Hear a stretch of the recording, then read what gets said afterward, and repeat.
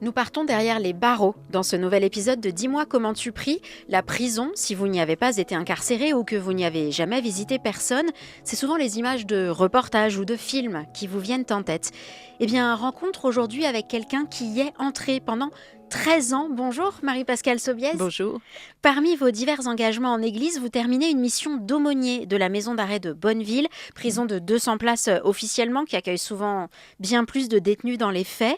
Quand on parle de détention, reviennent en tête ces phrases de l'évangile de Matthieu. « J'étais un étranger et vous m'avez accueilli, j'étais nu, vous m'avez habillé, j'étais malade et vous m'avez visité, j'étais en prison et vous êtes venu jusqu'à moi. » Vous qui êtes venu jusqu'au détenu, Marie-Pascale, qu'est-ce que ça a bousculé dans votre foi au fil des ans ?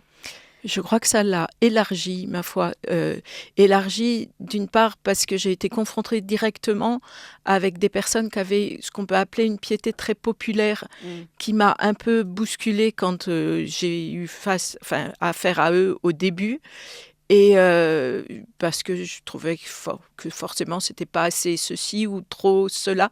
Et puis finalement j'ai été témoin que ces personnes, elles ont une foi particulière, mais une foi qui leur permet de traverser des épreuves et un réel appui. Et là je me laisse enseigner par elles et j'essaye d'ouvrir ma foi, d'agrandir l'espace. Voilà, ça c'est une première chose. Et puis au niveau plus personnel, ça a renforcé mon attachement au Christ. D'une part, à cause d'une méditation constante du mystère de mort et résurrection, parce qu'on on voit vraiment, on est témoin de la force de relèvement de l'Esprit Saint quand il est accueilli.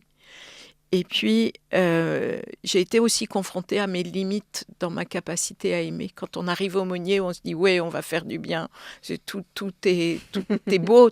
Voilà. Et puis très vite, on est confronté à nos limites. À des personnes qu'on déteste finalement humainement. Et puis qu'on n'arrive pas à accepter, quoi, ouais. Et qu'on se demande comment on peut les aimer ou comment on peut les aimer encore quand elles reviennent pour la 5e fois et que c'est toujours les mêmes problématiques et qu'on se dit qu'elles feront jamais un pas de plus. Et en fait, parallèlement à cette découverte de mes limites dans ma capacité à aimer, vient tout de suite l'infini de l'amour de Dieu. Et alors là, ça nous libère de nos propres limites parce qu'on peut s'appuyer sur lui. Ouais. Et c'est une expérience spirituelle que j'ai jamais fait ailleurs. Ouais.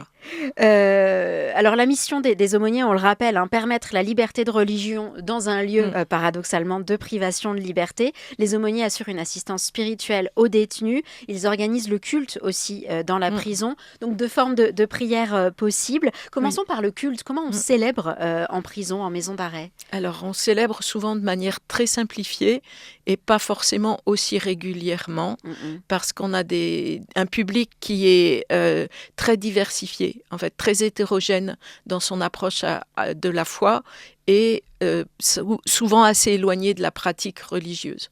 Donc on propose, nous à la maison d'arrêt de Bonneville, on a fait le choix de proposer beaucoup de partages d'évangiles qui permettent l'expression de la personne, parce qu'elles sont quand même dans un contexte où la privation de liberté prive aussi de l'expression de soi, de dire ce qu'on porte. Ouais.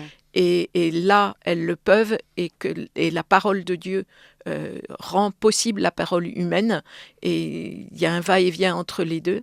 Et puis, on a des messes aussi, des eucharisties pour les grandes fêtes religieuses.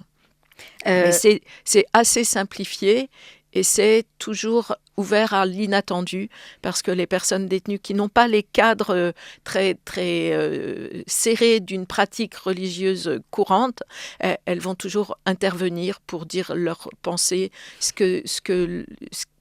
qui fait écho dans un texte d'évangile ou dans une prière.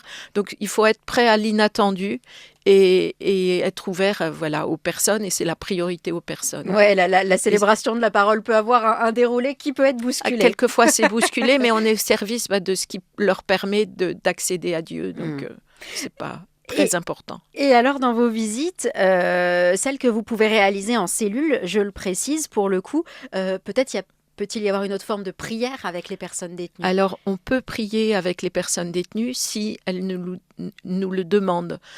Notre but, c'est pas de venir caser de la prière, caser du religieux, faire des conversions.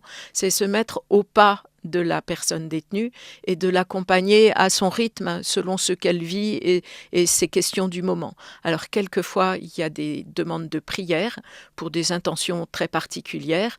Quelquefois, il y a aussi des discussions à partir de ce qu'elle prie elle-même en prison, de leur manière de prier, ou bien de questions comme j'arrive plus à prier depuis que je suis ici, ou au contraire, je priais pas beaucoup, mais aujourd'hui je prie, mais est-ce que c'est valable parce que j'ai besoin, alors est-ce que c'est valable quand même, ou bien voilà, est-ce que Dieu il va me répondre, des questions liées à leur pratique, parce qu'on prie en prison, ils n'attendent pas que les aumôniers viennent, il y a une grande, c'est un lieu de fracture, donc d'ouverture à quelque chose qui fait sens, et donc ils vont souvent chercher le sens dans la prière à partir des éléments reçus dans l'enfance.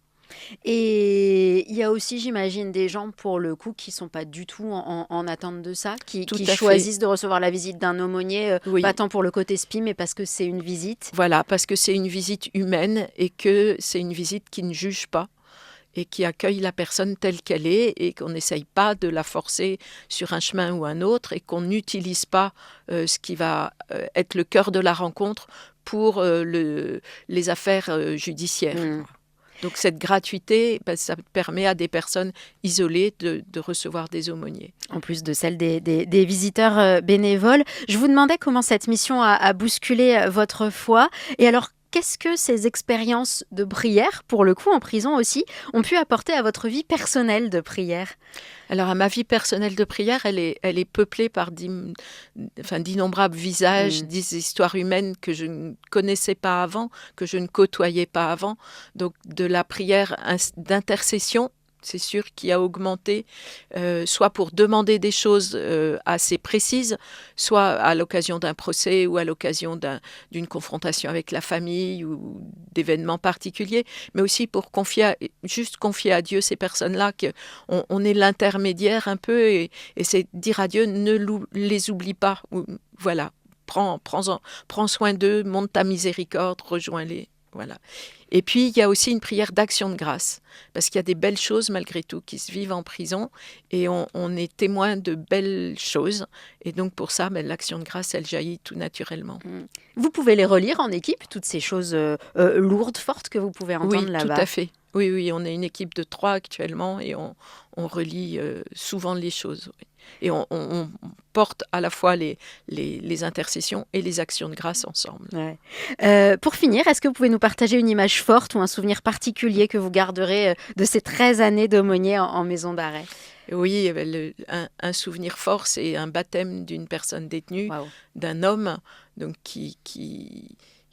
alors, ce souvenir du baptême de cet homme, c'est pour cet homme qui a fait un chemin incroyable en prison, qui était vraiment au fond du trou, enfin très très abîmé, et qui s'est relevé petit à petit, qui a pris ses responsabilités, donc qui a assumé ses responsabilités, et puis qui est devenu aussi un peu témoin et attentif aux autres. Et donc ça, c'est le premier point marquant de ce baptême, c'est l'évolution de la personne. Puis cette expérience spirituelle qu'il a fait le jour de son baptême, l'expérience de l'amour de Dieu qu'il a pu dire ensuite, et l'expérience d'un cheminement où on a impliqué tout le groupe des personnes détenues qui viennent au culte avec nous et qui ont fait vraiment église autour de ce baptême. Et le jour du baptême, il y avait une petite église en prison. Et ça, ça nous réjouit. L'une des occasions de rendre grâce, j'imagine, tout à pour fait. vous aussi. Oui, voilà. Merci beaucoup Marie-Pascale pour ce témoignage. Rendez-vous le mois prochain pour un nouvel épisode de notre série Dis-moi comment tu pries. Belle continuation à vous. Merci.